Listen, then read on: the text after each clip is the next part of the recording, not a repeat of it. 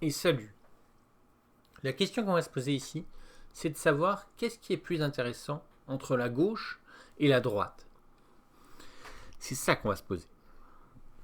Alors tout commence avec une discussion que j'ai eue sur Twitter, où je parlais un peu de façon sarcastique, finalement, de la misère en France, et du fait que peut-être qu'il allait bientôt falloir, nous aussi, une flottille pour venir chez nous, parce que pour nous venir en aide. Pour 3 raisons: à cause de la pauvreté, des gens qui n'arrivent pas à se nourrir, qui n'arrivent pas à se loger, à cause de la cupidité. Voilà, donc il y a eu une affaire avec quelqu'un qui est mort à cause de la cupidité, et à cause de gens aussi qui sont pris pour cible parce que ce sont des citoyens français qui sont patriotes, voilà, qui sont juste des citoyens, et à cause de ça ils sont pris pour cible. Notamment, je pense à Philippine, qui a été tuée sans raison. Elle n'avait rien fait de mal. Donc ça, c'est ce que j'ai dit sur Twitter. J'ai dit que y avait tellement de misère qu'il nous faudrait bientôt une flottille. Alors c'était sarcastique. Et là, il y a quelqu'un qui m'a répondu une chose très intéressante. Il m'a répondu: tu mélanges tout. Et vous allez voir pourquoi c'est intéressant. Et d'abord, voilà, ça on va dire que c'est le monde, c'est-à-dire c'est voilà, une représentation symbolique du monde et de tous ses problèmes. Donc vous voyez, chaque petit grain là, chaque petit M&M's, c'est un problème. Donc le monde est rempli de plein de petits problèmes, disséminés un peu dans tous les sens. Et la gauche, ce qu'elle va faire, c'est qu'elle va se focaliser sur le gros problème central là, et beaucoup moins sur tout le reste. Tout ce qui est périphérique et annexe, ça l'intéresse pas trop. Elle, ce qui va l'intéresser vraiment, c'est le gros problème central. Et le gros problème central, c'est quoi? C'est Gaza et c'est la Palestine. C'est-à-dire que les gens qui se font tuer en Europe parce que ce sont des citoyens, eux, ça les intéresse pas trop. Les gens qui se font tuer en Amérique, aux USA, parce que ce sont des patriotes, ça les intéresse pas trop. Eux, ce qui les intéresse, c'est le gros problème central, parce que finalement, et c'est logique dans un sens, puisque finalement, c'est le truc qui est prévisible. On peut anticiper que ça va se produire. On peut anticiper que dans les prochains jours, il y a des gens à Gaza qui vont se faire tuer. Et donc, autant agir à ce niveau-là. Au niveau de ce qui peut être anticipé et empêché. Plutôt que des trucs qu'on ne peut pas empêcher. Parce que voilà, tout ce qui est périphérique, c'est très difficile à empêcher. Donc la gauche, concrètement, c'est ça, exactement ça qu'elle fait. C'est-à-dire, elle va créer la flottille de la liberté pour aller vers Gaza, défendre et protéger Gaza. Voilà. Venir en aide, secourir, apporter de la nourriture à Gaza.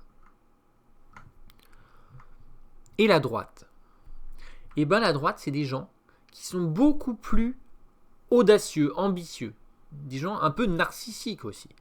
C'est-à-dire, c'est des gens qui vont essayer de se dire: on veut une grosse solution globale pour tout résoudre d'un seul coup. Donc voilà, il faut être un génie pour réussir à faire un tel exploit. Et c'est ça qu'elle veut faire, la droite. Et donc, c'est exactement ça que veut faire Vladimir Poutine. Et il dit: je ne veux pas arrêter la guerre en Ukraine tant qu'on n'a pas trouvé une solution globale au problème, à la cause du conflit. Et Donald Trump, il est d'accord, finalement. Il a été converti par Poutine. Donald Trump, il est d'accord. Il dit: oui, c'est vrai, il faut éliminer les racines primaires et les causes primaires du conflit. Donc les deux hommes sont d'accord pour ça, pour ce gros truc bleu, cet énorme cercle bleu. Poutine et Vladimir sont d'accord là-dessus. C'est-à-dire, ils veulent une solution pour tout résoudre. À la fois la Palestine et Gaza, et à la fois tous les meurtres en Europe et en Amérique. Donc notamment le meurtre de Philippine, de Irina et de Charlie Kirk. Donc voilà, ils disent: ça, c'est des choses qu'on va pouvoir empêcher. Pourtant, ça paraît imprévisible, tu vois. Tu peux pas prévoir quand est-ce qu'ils vont être attaqués. Mais ils vont quand même essayer de l'empêcher parce qu'ils ne trouvent pas ça normal. Et ils ont raison. Donc finalement, les deux ont raison. Donc ça répond un peu à la question de base. La question initiale, c'était de savoir c'est quoi le mieux, c'est la gauche ou c'est la droite. Finalement, dans certaines situations, ça va être la gauche, dans d'autres situations, ça va être la droite. Et ce qu'il faut comprendre, c'est ça. C'est que la gauche, donc en rouge, en bas, c'est les émotions. C'est-à-dire, c'est des gens qui vont se focaliser sur le gros problème central. Et la droite, c'est en haut, c'est en bleu, c'est l'intelligence. C'est-à-dire, c'est des gens un peu imbus d'eux-mêmes, et c'est des gens qui vont chercher une solution miracle, une solution magique pour tout résoudre d'un seul coup.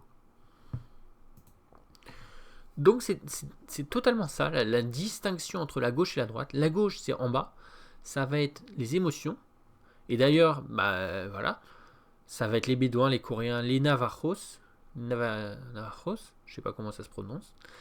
Et en haut, ça va être les Lakota, les Californiens, les Corses. Et donc moi, finalement, je me considère plutôt du centre. Voilà, je me considère sur ce centre-là, avec les taoïstes, les Scandinaves. Nous, on préfère ne pas dire si c'est mieux en haut ou en bas, parce qu'on n'en sait rien finalement. Ça dépend de la situation. Alors, Greta Thunberg, elle veut aller en haut. Elle veut aller en bas. Elle veut aller dans le camp des émotions. Donc Greta Thunberg, elle a fait un choix, c'est d'aller vers le bas, tu vois. Mais théoriquement, elle devrait plutôt être neutre. Donc, voilà. Donc, voilà, c'est tout. Donc, la gauche et la droite sont deux groupes respectables. On ne peut pas dire l'un est mieux que l'autre, on ne peut pas dire c'est lui qui a raison, c'est lui qui a tort. Non, les deux ont raison. Parce que c'est vrai que ces projets de la droite, ils sont très ambitieux et un peu utopiques, tu vois. À moins que tu aies 500 de quotient intellectuel, tu vas pas réussir à faire ça, tu vois. Donc c'est ça la critique qu'on peut faire de la droite. Voilà, j'espère que ça vous a intéressé et je vous dis à la prochaine. Salut!